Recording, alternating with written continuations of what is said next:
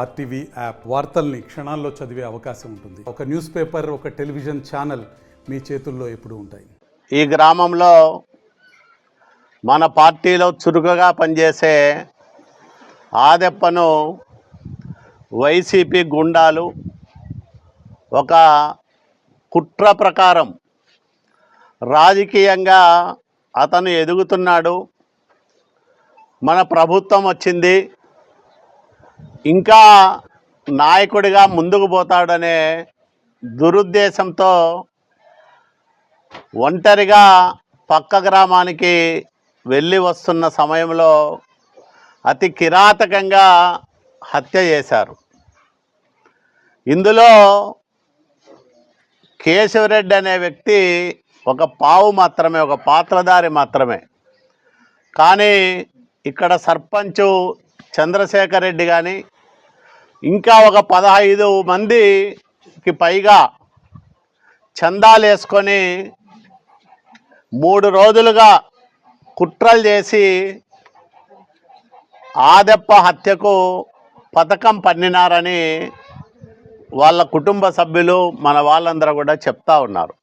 ఈ గ్రామం మా చేతుల్లో నుంచి పోతా ఉంది, వాళ్ళ ప్రభుత్వం వచ్చింది, ఆదెప్ప ఉంటే ఇంకా ఈ గ్రామంలో తెలుగుదేశం పార్టీ బలపడుతుందనే రాజకీయ కుట్రతో చేసిన దారుణ హత్యే ఆదెప్ప హత్య అని నాకు ఇప్పుడు వీళ్ళందరితో మాట్లాడిన తర్వాత స్పష్టంగా అర్థమైంది.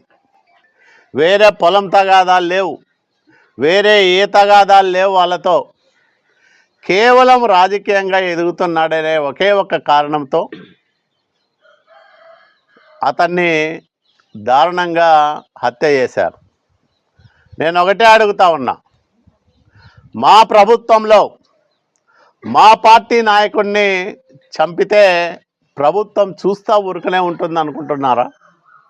ఎవరైతే ఆదెప్ప హత్యలో భాగం పంచుకున్నారో, చందాలు వేసినారో, కుట్రలు చేసినారో, కలిసి చంపారో వాళ్ళందరికీ కూడా శిక్ష పడేటట్లుగా చూడాలి సార్ అని మన నాయకుడు చంద్రబాబు నాయుడు గారికి చెప్పడం జరిగింది నిన్న మధ్యాహ్నం.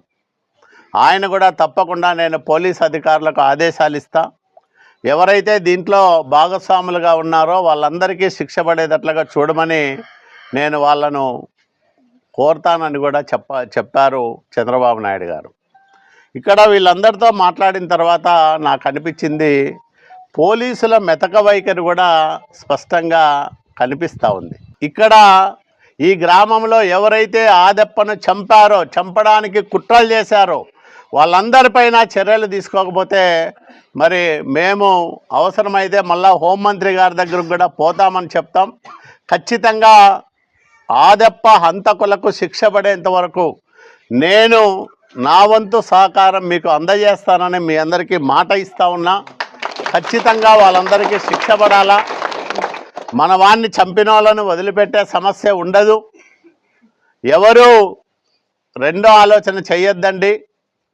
ఈరోజు సర్పంచ్ అయినా కేశవరెడ్డి అయినా వీళ్ళందరూ ఒకరిద్దరే కాదు, ఎవరెవరు ఉన్నారో దీని వెనకాల, ఎవరెవరు కుట్రలు చేశారో వాళ్ళందరూ బయటికి రావాల్సిందే, వాళ్ళందరికీ శిక్ష పడాల్సిందే. కాబట్టి ఆ రకమైన చర్యలు తీసుకుంటామని మీ అందరికీ మనవి చేసుకుంటూ అందరూ ధైర్యంగా ఉండండి. ఖచ్చితంగా మనకు న్యాయం జరుగుతుంది. న్యాయం జరిగేంత వరకు కూడా మనం ఏ స్థాయికైనా పోయి ఆదెప్ప హంతకులకు శిక్ష పడే విధంగా చూస్తామని మీ అందరికీ నేను మనవి చేస్తూ ఉన్నా.